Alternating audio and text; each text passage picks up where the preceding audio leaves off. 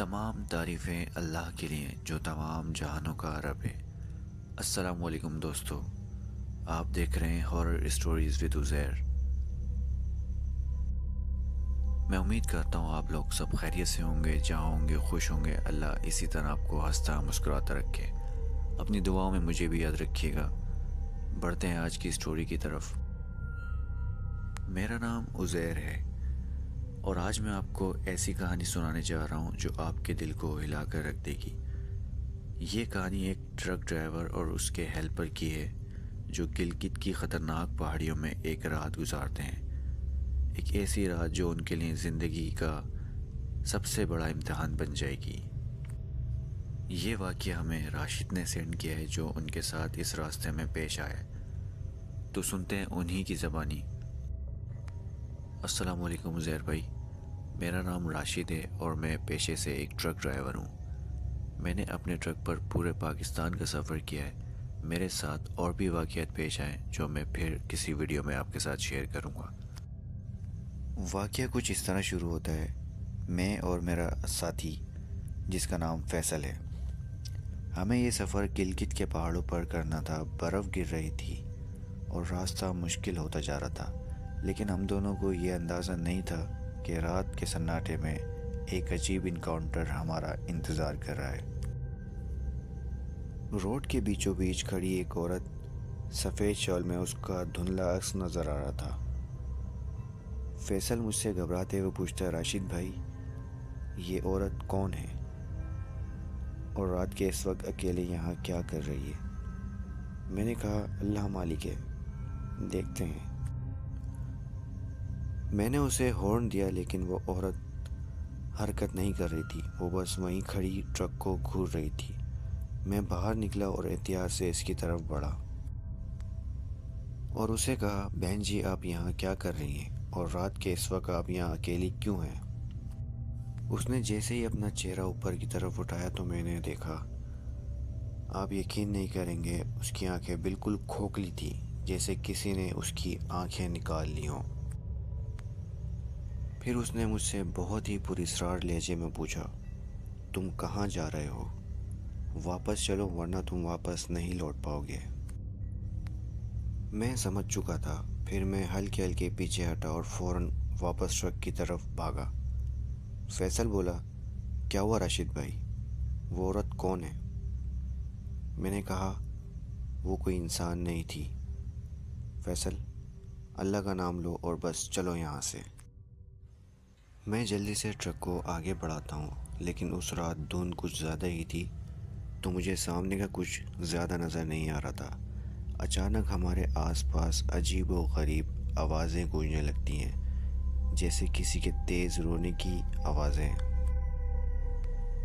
فیصل نے مجھ سے پوچھا، راشد بھائی یہ آوازیں کیسی ہیں؟ کیا آپ سن رہے ہیں؟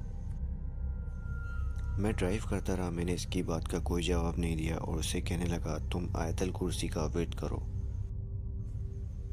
ہم دونوں کے دلوں میں خوف سا بیٹھتا جا رہا تھا۔ سفر مشکل ہوتا جا رہا تھا اور وہ عورت ہمارا پیچھا کر رہی تھی اور ہمیں تیز اس کے ہنسنے کی آوازیں آ رہی تھیں۔ اتنے میں ٹرک روڈ کے کنارے ایک چھوٹے مدھم روشنی والے ڈھابے کے قریب پہنچتا ہے۔ میں نے یہاں کچھ دیر آرام کرنے کا فیصلہ کیا۔ فیصل بولا، شاید تھوڑی چائے سے ہمت آ جائے۔ پھر جیسے ہی ہم ڈھابے کے اندر آتے ہیں تو ہم دیکھتے ہیں ڈھابا بالکل خالی، سوائے ایک بوڑھے آدمی کے جو آگ کے پاس بیٹھا ہوا ہے۔ اس کا چہرہ بہت پھیکا تھا اور وہ ہمیں سخت آواز میں بولتا ہے، یہ ٹائم یہاں رکنے کا نہیں ہے، تم دونوں یہاں سے فوراً نکل جاؤ۔ فیصل نے اس بزرگ سے پوچھا، پر بابا جی یہاں کیا ہو رہا ہے؟ یہ جگہ اتنی خوفناک کیوں ہے؟ بابا جی بولتے ہیں، یہ روڈ بہت بد نصیب ہے، بہت لوگ یہاں سے کبھی واپس نہیں لوٹے، جو تم نے ابھی دیکھا وہ صرف شروعات ہے۔ میں حیران رہ گیا، یہ بات اس بابا کو کیسے پتا؟ اس کا تو ہم نے اس سے ذکر بھی نہیں کیا ابھی تک۔ پھر بابا جی دیوار پر لٹکی ہوئی ایک تصویر کی طرف اشارہ کرتے ہیں۔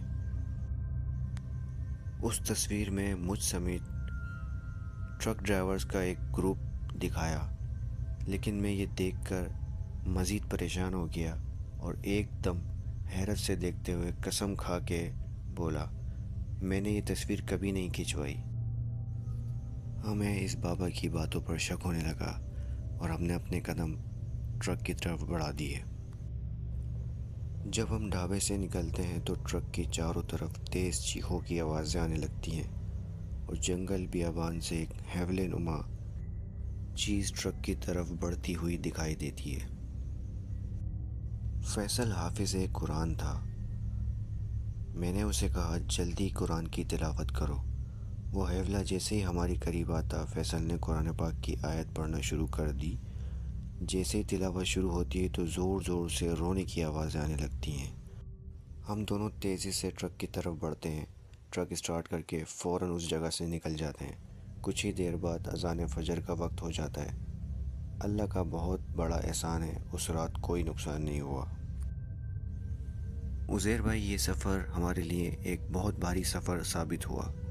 वो रात जो हमने गिलगित की पहाड़ियों में गुजारी, उसके बाद हम दोनों ने कभी इस रास्ते पर वापसी जाने की हिम्मत नहीं की। दोस्तों, ये बात हकीकत है कि जिन्नातों की जो रिहाइश होती है वो पहाड़ों पर होती है और उनका जो खाना होता है वो हड्डियाँ होती हैं। तो आप उम्मीद कर सकते हैं कि पहाड़ी इलाकों पर इनकी रिहाइश गाहें होती हैं, तो वहाँ हमने पूरे हिसार के साथ जाना चाहिए। ख़ास तौर पर हमें तहारत का ख़्याल रखना चाहिए और हमें कुरान से मदद लेनी चाहिए और 5 टाइम की नमाज़ पढ़नी चाहिए। दोस्तों, ये था एक वाक़या जो असल ज़िंदगी के एक सफ़र पर मबनी है। अगर आपको ये कहानी पसंद आई तो चैनल को ज़रूर सब्सक्राइब कीजिएगा। हमें कमेंट में ज़रूर बताइएगा कि हमारी काविश आपको कैसी लगी। वीडियो को लाइक कीजिएगा, अपने फ्रेंड्स एंड फैमिली में ज़रूर शेयर कीजिएगा। अगर आप भी कोई वाक़या हमें शेयर करना चाहते हैं, स्क्रीन पर नंबर मौजूद है, आप हमें अपनी आप बीती बता सकते हैं और हम इसको नरेट करेंगे अपनी ज़बानी। जब तक के लिए अपना ख्याल रखिएगा, फिर मिलते हैं किसी न्यू वीडियो के साथ। अल्लाह निगहबान।